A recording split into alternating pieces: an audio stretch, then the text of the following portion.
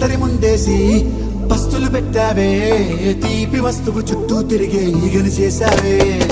చీచీ సిగ్గలేని మొగుడు గారండాయ్ గుయ్ గుయ్ గుయ్ గుయ్ అంటూ మీదికి రాకండా వై వై వై గంపెడి పిల్లలతో ఇంటిని నింపావే సాపాదిండు సంసారాన్ని మేడెక్కించావే ఇరుగు పొరుగు ముందు సరసాల తండా